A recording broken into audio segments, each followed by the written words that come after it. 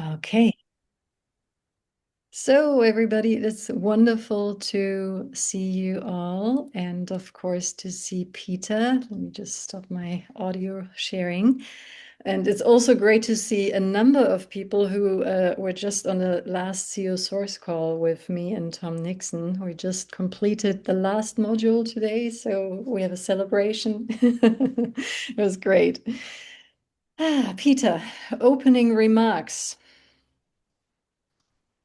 Uh, it's very warm. I'm in Switzerland by the lake. I've just come out of the lake to cool off, and it feels like holiday time now with this warmth. So I'm wondering what's going to come up today. So sourcing holidays, maybe, and all the conflicts around that. Well, there's lots happening in the world, of course, yes. Yeah. Okay. Thank you, Peter. So, everybody, let's just take a deep breath in and out and just give your body a moment to arrive here fully. And you came here maybe even from your vacation, in which case, thank you for showing up. And just become present to yourself before we come present to this room. Yeah, and take maybe 3 very deliberate and deep breaths in and out to just arrive here fully with your body and leaving everything behind that has been busying your day so far.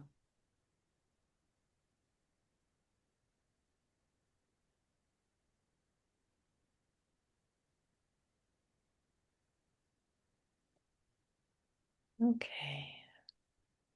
You can slowly rejoin us here. And as always, I think it's just wonderful to give ourselves a couple of minutes to connect to 1 or 2 other people in this group, to just get a sense for where am I at right now? Why did I come here? Essentially, because it's you're here, you need time for it. Oh wait, we have a few latecomers. Yeah, so the question really is like, why are you here? What's here for you?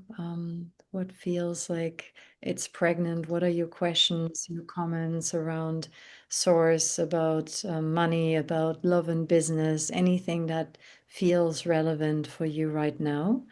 And what we'll do is we'll send you off into a breakout group, but very quickly. It's sort of an 8-minute share. And if you're in a group of 3, then it's really just a moment of arriving, looking at what is there to be talked to. And then we come back here and we will hopefully bombard Peter with questions about everything and anything, and see where that leads us. So if you're okay for now, actually, I think we could make everybody into a group of 2. Hang on. Let me just do that real quick because then you have a bit more time. Okay, so we just have groups of 2 now.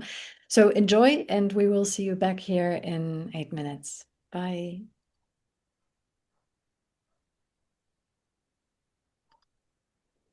This is Nadia. Hi, everybody. You're back, and I hope a little bit more sorted and grounded after having had your voice in the room with another person. So, the game, for those, I don't know if there's actually anybody who's never been here. I don't know. I've never been here. Maren? Oh, Yes, Maren. Maren is here. Yes, yes. Okay. Well, welcome, both of you. It's great that you found your way here. So let me just very quickly explain the rules of the game because there really aren't any. Ask me anything is the idea, right? And the idea is that we have the luxury that Peter is one of the great thinkers of this world who's still amongst us and can answer questions. And that's why we're here, so that we can pick his brain, that we can sit in questions, in discomfort, in grief, in laughter, in all of those things together. So the floor is yours, and I'm wondering what is going on for you. So who has a comment, a place they're at that they want to share, a question that comes up? And there is actually one rule of the game, and that is that I will call on people. So if you really don't want to be talked to, you have to turn off your camera, because then I know you just want to ignore me, and that's okay. But otherwise, you're fair game. So if you don't raise your hand, Anna, Lisa, you're raising your hand. Thank you so much. I am courageous now because I thought, I don't know if I want to make a comment or not. But I am in contact with Will Ruddick, and I sent him the film, the link to the film Finding the Money, because I think the film says on the level of government the same as Will Ruddick does on the local level. And he wrote to me, he was looking after where the money leaves him. And he said he sees money as an empty promise. And now you could think, okay, that's a projection. And what I observe is we always tend to say at once it's a projection. But I thought about this sentence and I realized it's really an empty promise, because it's nothing promised for the money, nothing. You can say it's a projection, eine Projektionsfläche. I don't know the English word. Projection screen. Mm-hmm. Yeah, projection screen. And as this, it's empty.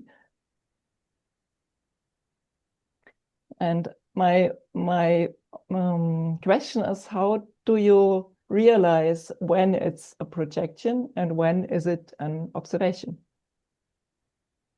Oh, that is a very, very cute question.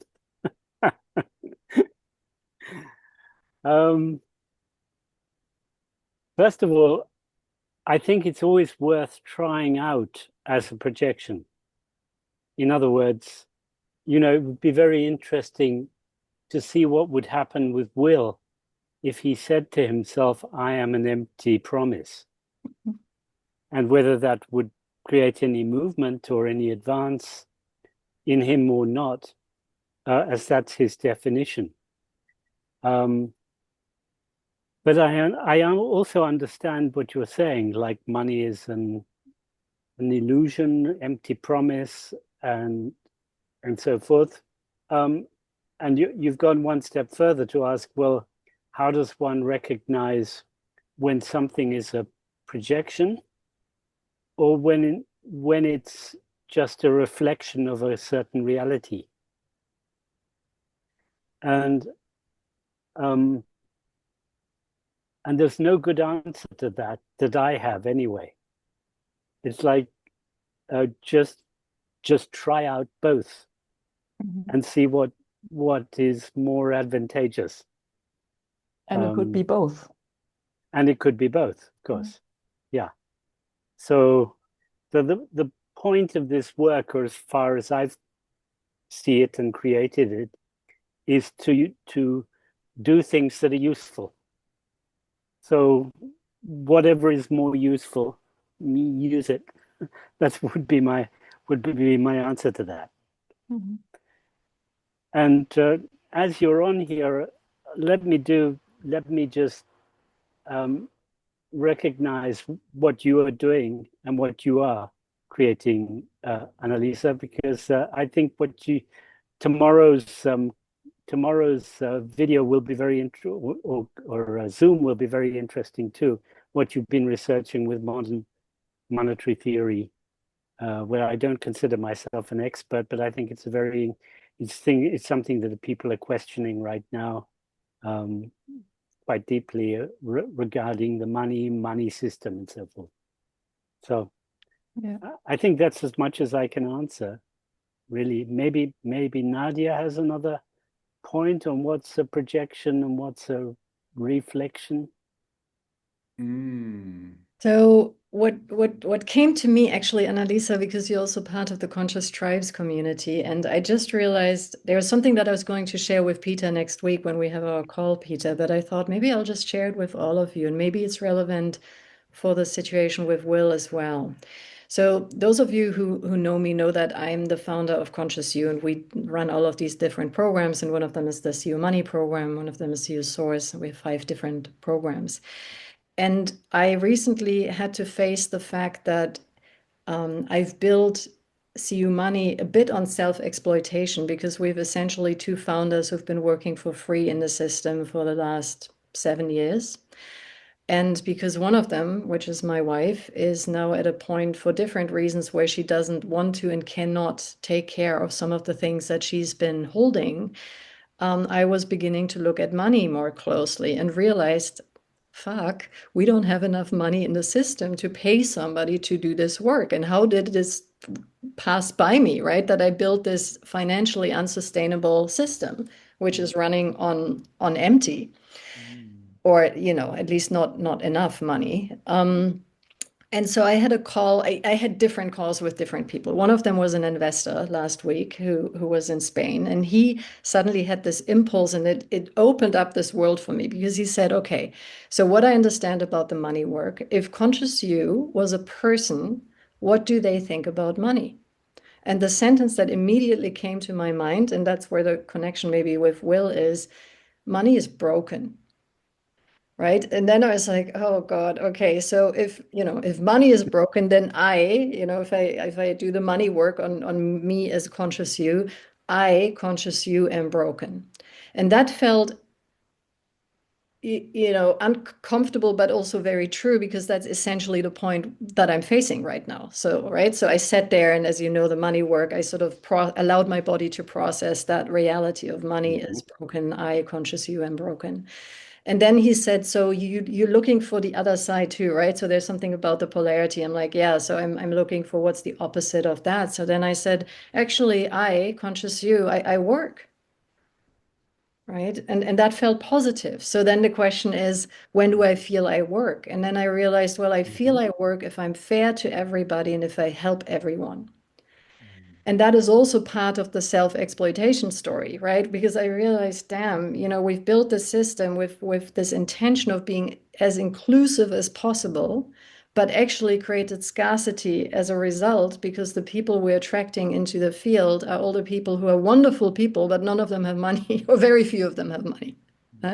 So that for me was right. So the reclamation then is, of course, I work with and without helping everyone, and with and without being fair to everyone. So I don't know yet where that is going to lead me, but I want to conclude with the second part of the realization that I had, because, of course, being in Peter's field for a long time, I actually thought I have cleaned up my money story quite well.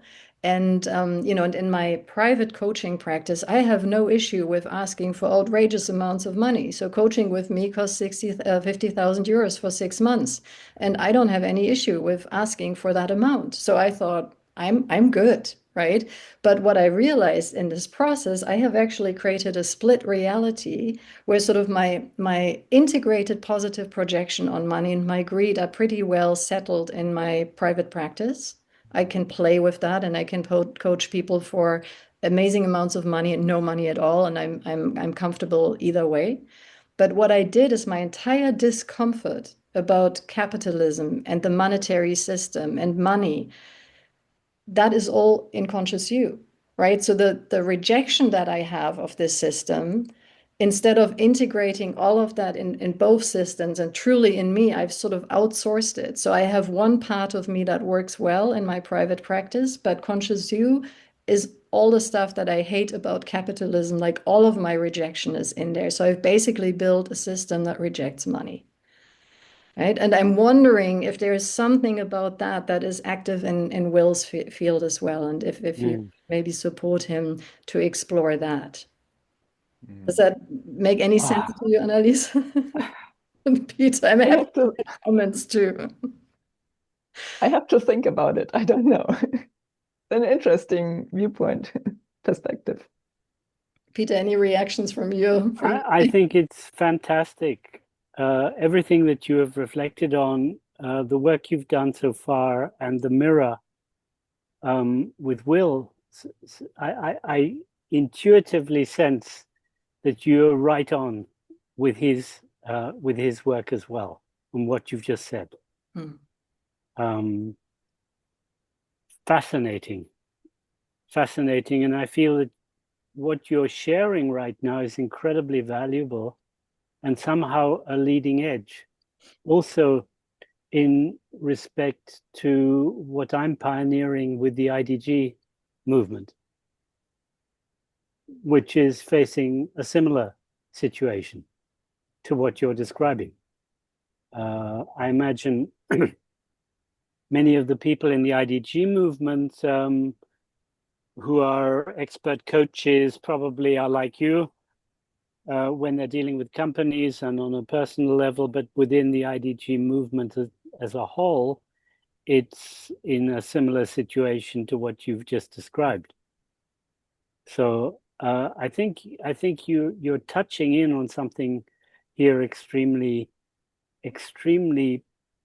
potent, and I'm want to certainly reflect on it more. But I love the reclamations you've done so far, because I think they're really excellent, particularly in drawing the line about being fair and unfair, allowing yourself to be unfair, and allowing yourself to draw the line and not helping everybody seems to me to be a move forward.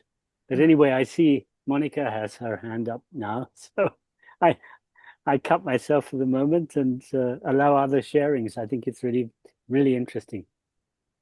Yeah, it's very interesting what you all share. Yes, Nadia. Yeah, and I just want to say for people for context, so Annalisa and Monica, you've both been in contact with Will Ruddick, and you're both in a project in that area. So you have something to add to the completeness of that picture. Yes. And most people maybe do not know Will Ruddick, but I don't know how much his work is known. But anyway. I have shared his name in the chat, and I have shared his website. It's really worth following his newsletters and the networking he is proposing. So it's really Annalisa that does the great work and the connection with him. And as they both are IT specialists and they are genius both, I just wanted to add, I just had an idea of what you shared, Nadia. Maybe there is a parallel to Will Ruddick, that he has money in his private life, is used to have money, but tries in the networking he proposes to do without money. So there might be something similar, and I think it would be very precious, Nadia, that you exchange with him and maybe with all of us, Annalisa, Peter. So I'd love to. So by the way, I've already in one exchange with Will where I was part of, I did propose him that I'd love to interview him also for our newsletter. He hasn't responded to that, but maybe you can massage him a bit into that direction because his work is really fantastic. Yeah. But there is something about, what I became aware of, and I think the pathology, coming from a source perspective, of course, I need to own that the pathology in my field is the pathology of the source, right? And that's what really brought me to realizing what I had dissociated into my company, this sort of more public facing arm of what I do. And I do think it's often the shadow in these kind of more, the change maker systems, the people that really want to move and shake, also in the world of money and giving and receiving.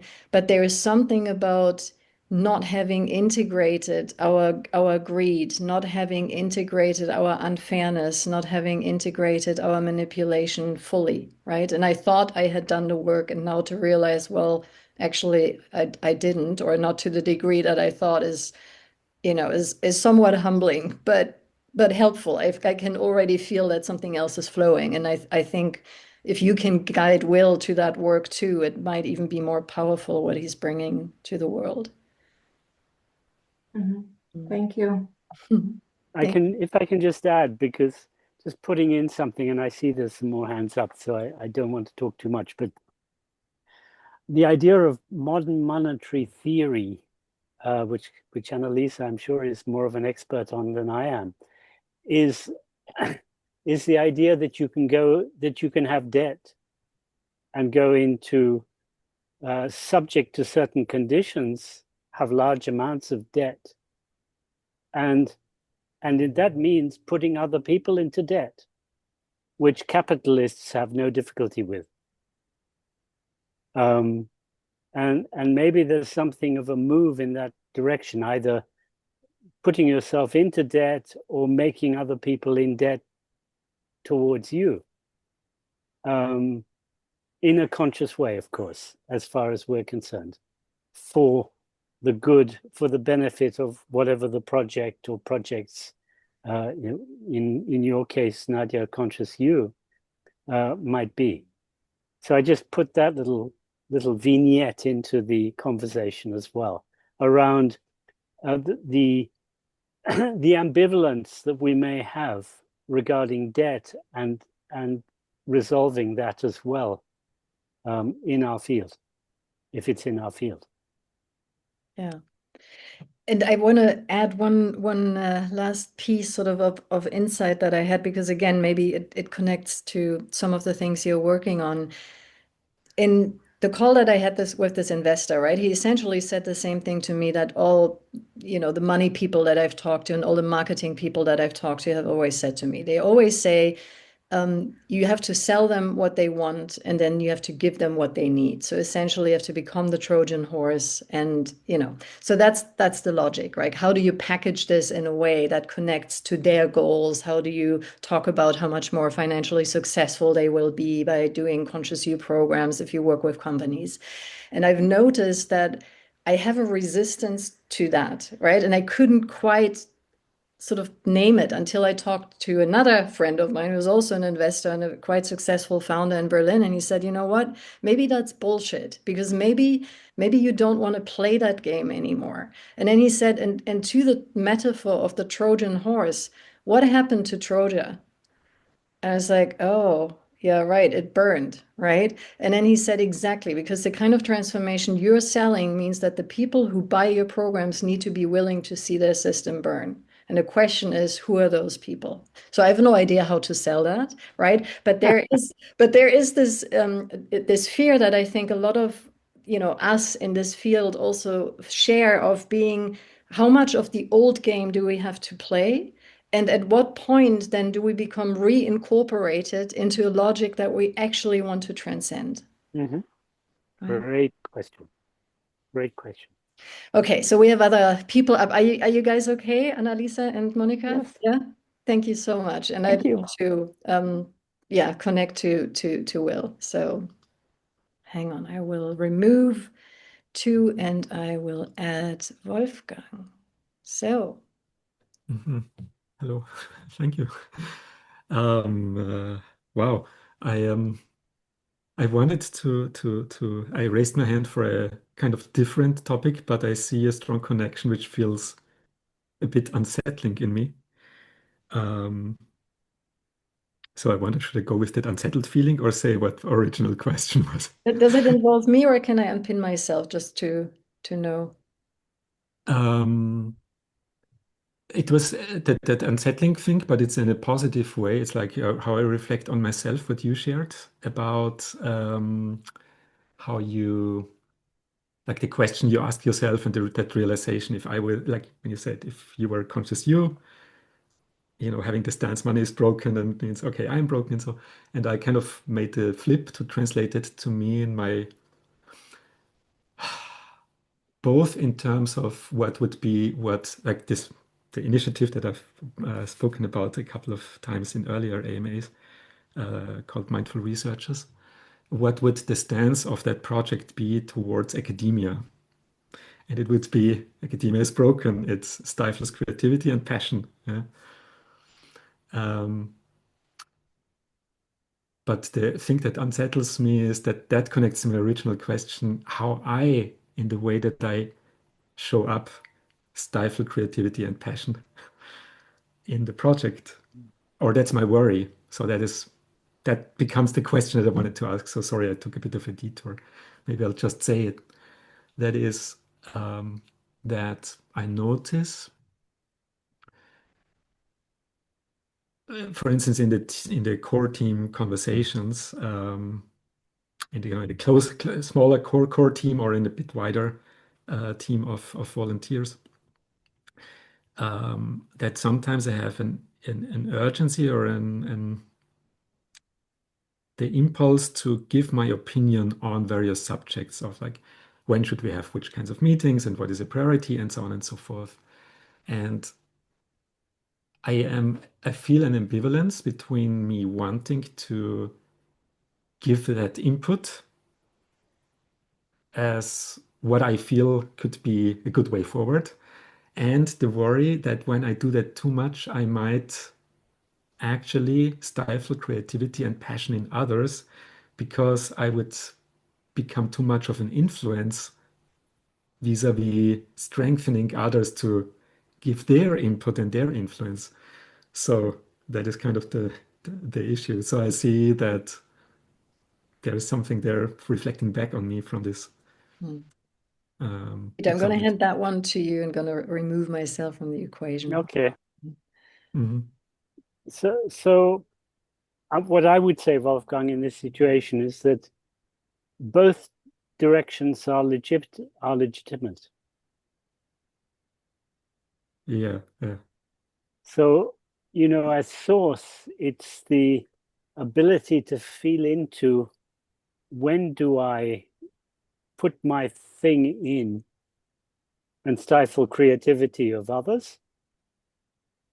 Or when do I hold myself back and allow the creativity of others to emerge? And I would personally say this one is not better than the other.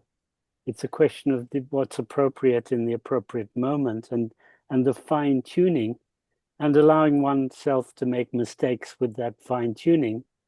Because you'll notice when you make a mistake that the person that will be most uncomfortable with the mistake will be you. So don't worry about it. Just feel the discomfort and know and learn from it to improve that essence of fine-tuning. That would be my response. I give a little anecdote. On Sunday, I dropped into a community which had an open day, but virtually as a gate crasher. They didn't know I was coming. And I didn't know what to expect. And I knew none of the people, but when I arrived, a couple of the people happened to know me. And it turned out that and I didn't know, they invited up me and my partner Barbara to dinner. So we sat around the dinner table and they started talking about visions. And I started talking about, and quite very, very firmly, common visions don't exist. And every community that tries to create a common vision is nonsense and are going to be in confusion. And some of the people started laughing and said, well, we've just this afternoon been working on our individual visions. And after dinner, we have a private session where we're working on our common vision. And I permitted myself to silence all creativity there at that point. And they went and had their session and we left, and I don't know what's happened, but it was such a serendipity that we just happened to arrive in this place at this particular time. I just had total faith in the fact that this is what was being called for. It's like just channeling through me at that moment within this particular community. So I just share that as a little anecdote so that you don't give yourself a hard time if that comes through you in the same kind of way. Thank you. Actually, if I may, I would like to give a contrasting example also to that. That feels like I'm struggling a bit with it, and I obviously give myself a hard time because I don't want to, But I just like 10 days ago or so, we had as the 3 core members a meeting, and we were at the conference, and then at the end we had some time together. And during that, there was one moment we were discussing all kinds of things, and there was one moment when one of us, he was trying to formulate something, but he had some difficulty. And then there was one moment during the conversation where he suddenly he sat up and said, "Ah, now I know it. Now I know how to formulate it." And then he started formulating. And in that moment, I was just like, I completely felt like, oh, like with passion and joy, I dropped into listening mode because I could feel that now the source speaks, like it bubbles up through him. And that which he was speaking about, for me, it's very, very clear. But like, I am very conscious of the fact that he sourced that, he expressed it, and he takes the lead on sort of manifesting that idea. And so I am, with that particular thing, I'm not confused for myself of should I exert too much influence or not, because I will know ultimately, no, I will try to support you, so that member, to find your clarity and whatever support you need, and I will try to empower you with that and not get in the way. So with that example, it's very easy, but it's also because I brought my attention and awareness to that fact and to that moment, and I can joyfully go along with that. Yeah.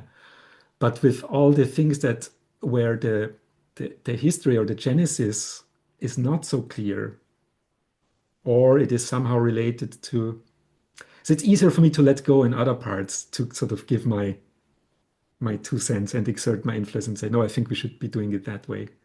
So in that one example, it's very clear and very natural for me, which I just expressed.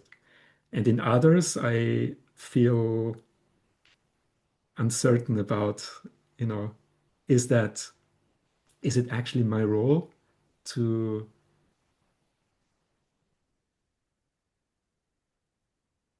yeah, I don't know. Maybe I think I make some kind of mistake in the whole thing. But my thinking is like, oh, maybe I should be, like, I should probably show up as the source and give my 2 cents and my input. But maybe that's not always true, because I could as well just relax and sort of sit back and say, I'll say something when I think it's needed, but otherwise, why don't you say what you like to do with it, and, kind of directly, but that would require a bit more courage. So you see, like one is historically more difficult and the other, which is relatively new, I can say, that's it. Now it's easy for me to know what to do, which is also, I try to find some security of what's right to do, which is being hard on myself. So I know it's a kind of the whole thing. Yeah, So sorry for that. I think you're being clear in what you're expressing, and I just have 2 comments now on this. First of all, your specific or subsources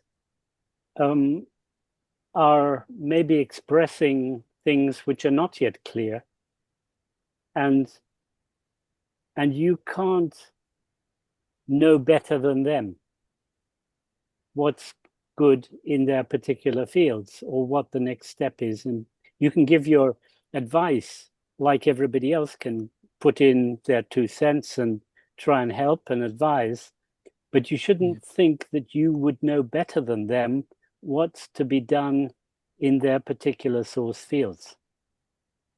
Yeah. That's what I would just remind maybe you of, because they will know, you won't know. As source holding the whole field, you won't know what's best in their particular source field. That's the first thing. Now, for the source that is the specific source that is clear, you still have another role to play. Because you have to decide, does what the specific source want to do actually fit in my field? Yes. And if it does, wonderful. But if it doesn't completely, then there's a negotiation to take place. And you need to be clear that it actually, which part of it actually fits in your field and which part doesn't. So the job is not at an end when a specific source becomes clear. You need to give it your blessing. Right. Yeah, I see. It's not as easy, not such an easy way out as I thought it would be. Yeah, but I see the point. Yeah. Both of them are very helpful. If you allow something into your field which shouldn't be there, you're going to create difficulty for yourself and for the other person. So the clarity there is very important. So Yeah. you know that they may propose something which is not already in your field, and you may think it's absolutely great because it'll extend your field. Yes. But if it doesn't fit, you must make that clear, and you don't stop them from doing it. You just make it clear to them that that is outside your particular field, Yes. that That's particular activity. right. You don't stop them because you support always the sources, specific sources, in everything they want to do, whether it's within your field or outside your field. Yeah. That's the way the collaboration works. I see. Yeah, I think that's helpful. Oh, I have a lot to sort of let that sink in, in all levels. But If you haven't done, did you do Nadia's C source just now? yes, I'm Oh, in you the did. process Okay. of it. Yes, yes. Yeah, great. Yeah. Great. So yeah, thank you very, very much. Yeah, Okay. very much appreciate Thank you, Will. Hello, everybody. My name is Sydney. I don't know whether people here know each other or not, but I just say that I was in the first master class with Peter and Monica and other people, and I just was in Pietra Ligure, coming back, if you like. In the intervening time, I work now primarily as a therapist, so I have a kind of different point of view.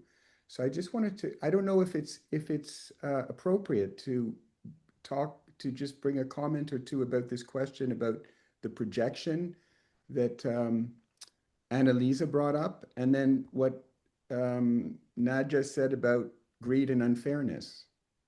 But is it okay? I don't really know the parameters here. Everything's okay, Sydney. Okay. Go for it. All right. So for me, in where I'm coming from working with individuals, everything is a projection. The distinction is maybe whether it's conscious or unconscious, Yeah. whether it causes you some kind of problem or whether it doesn't. But both are embedded with a set of beliefs, and below that an experience. So with Annalisa's question about whether it's a projection, I would say, yes, it is. And the real issue is whether it's conscious or to go underneath and to see what's there, whether it's conscious or unconscious, if you're trying to understand what's really underneath it, and when I was listening to Nadia about greed and unfairness and this division between her private practice and the ConsciousU, the only thing that came to mind was that in the ConsciousU, Nadia forgot to include two people and was unfair to those two people, to Nadia and your wife. Rather than just assuming it's in this greed, I mean, I don't know any further, but there might be something other there than the greed, unfairness, and I don't know what the polarity is, but I just wanted to point that out, that's what I observed and wanted to share. Because I don't know if I said it, but the whole premise of that is that we see the world as we are, not as it is, and we can change how we are, So that's all. That's what Thank you so much, Sydney. I'm going to bring on Maren.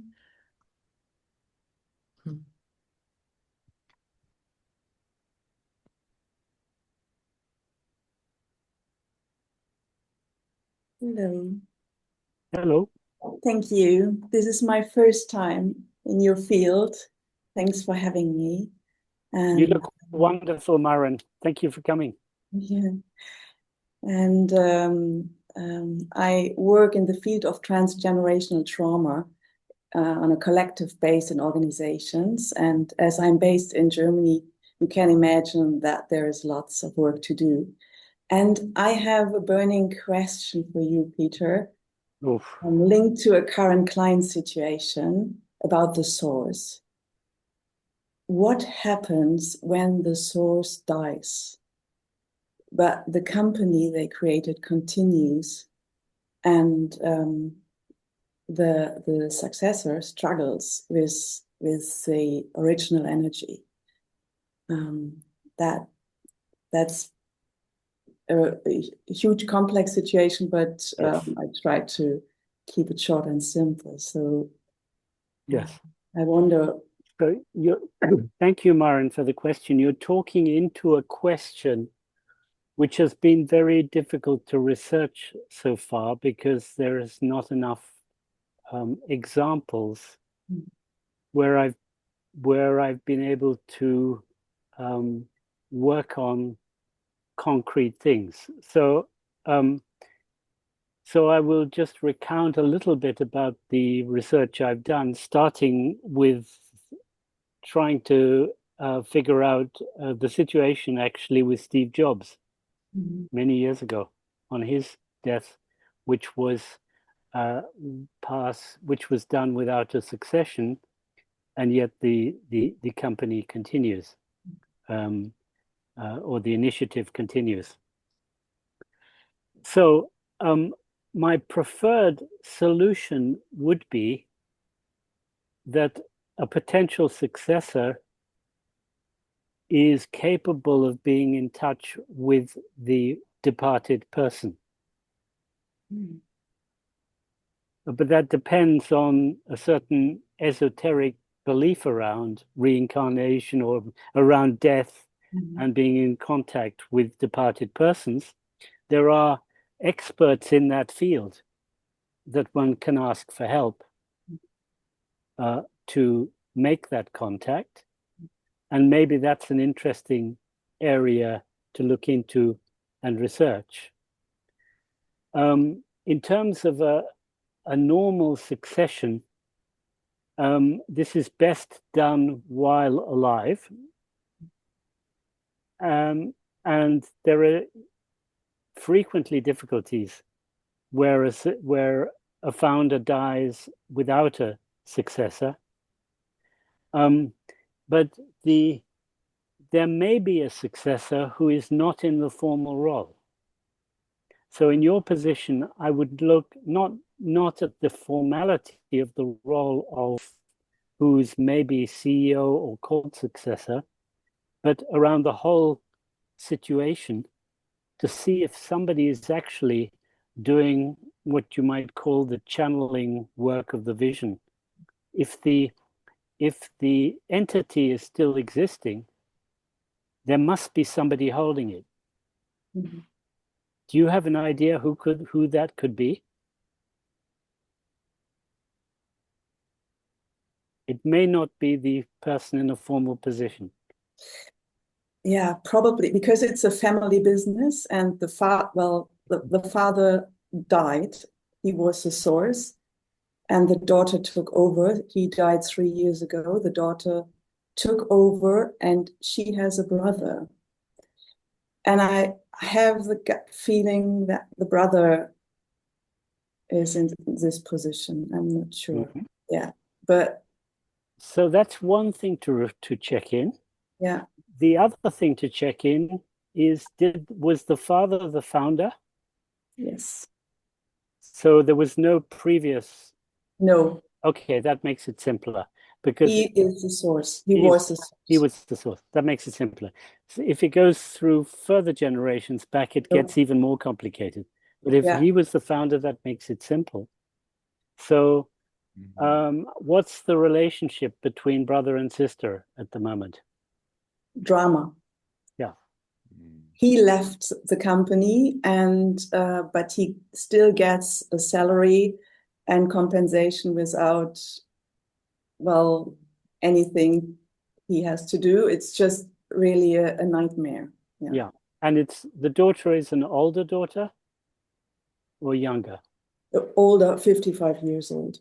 Yeah. So it feels like they've dropped into a sort of formality of situation, which is not congruent with the energetic situation, probably. So the work that needs to be done is to work on the energetic situation, because the daughter must be suffering an awful amount as well. She is suffering. Yeah. So you're in that sort of position, I would imagine, as a kind of bridge. Yes. Between the two of them. And it's all, you know, it's wonderful if you can help them. It'll be wonderful if you can help them. And they need to be helped individually first before looking at all the formal company stuff. Yeah, that's clear. Yeah, without, you know, the dealing with the formal company stuff will just be a diversion, won't help anything at all. It needs to be sorted out on this family relational basis first. Yes. And the connection. Is the mother still alive? Yes, she is. What role is she playing? She tries to compensate everything, and she is the good guy in there. Yeah. So one thing worth looking at is who was the source of, are they just the brother and sister, or are there other? Oh, it gets a bit complicated because the father had a side woman with two different children. It is a bit complex, and one of them committed suicide. Oh, yeah. Okay. So constellation work could also be interesting. Yes. And what I just wanted to add as a further element, it could be interesting to look at who was the source of the birth of the daughter and who was the source of the birth of the son. Oh, wow. Yeah, that's a good one. Because it's possible that the father is the source of the son. It sounds like they have the relationship. But if the mother is the source of the daughter and she's still alive, that could be part of the complication. Yeah. That makes total sense. It makes sense. Yeah. Okay. Thank you. So I hope this little bit of input might be so helpful. Much. And my blessings for your continuation. Great work that you're doing with this and your questions. Thank you very much, Peter. Thank you. Okay, pleasure. Thank you, Maren. Okay, so we are already at the top of the hour, Peter. Time always flies. Wow. So let's call on a couple people. Just sort of, what are you walking away with? And you know, again, if you have your camera on, I can ask you, Kevin, what is it that you are taking away from this? And you need to unmute yourself. Sorry. Yes. I'm not sure how much I've understood it, and sort of got some feelings of resistance that I don't know where they're coming from, but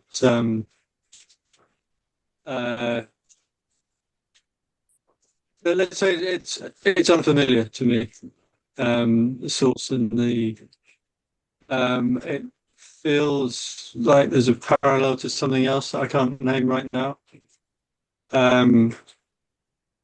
One thing that I thought of when Peter was talking about having access to the departed, I listened to a conversation between David White and David Perrell a couple of days ago. I don't know if you know the two of them, but David White was talking about himself having conversations with the departed and how the person not being there allowed a more expansive and original train of thought that wouldn't have happened if the person who was dead was in the room with him, which it's yeah. I think that's roughly what he said. Thank you. Interesting.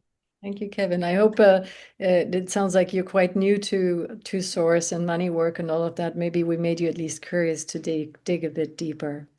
Thank you for coming. Yeah, certainly. Yeah. Beate, what's your takeaway from today? Hello.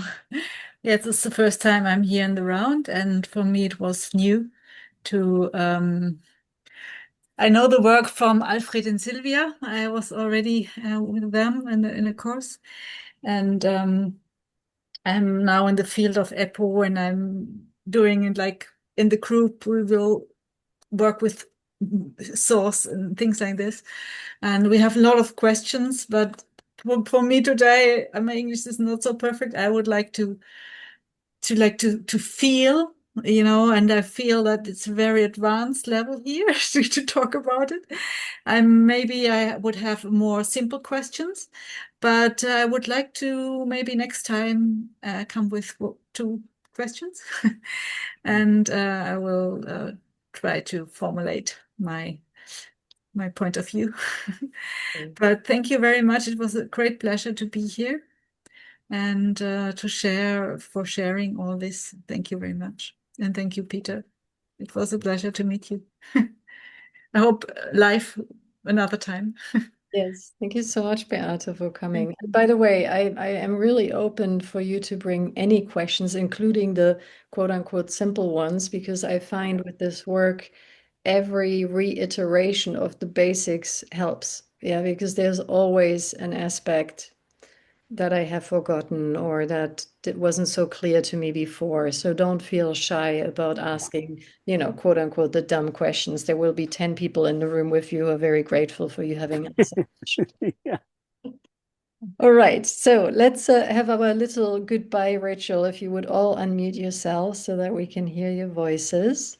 And then we always try to find somebody to tile next to us. So try to connect fingertips to fingertips because these are these disembodied times. So we're trying to have a minimum of connection in here. It's wonderful that you were there. Peter, thank you as always for showing up. Yeah. Thank you so much. Take care, you Thank guys. you Have a both. great Pleasure. evening. Take good care. Bye-bye. Bye. Bye. Bye. Bye. Bye. Bye. Bye. Bye. Thank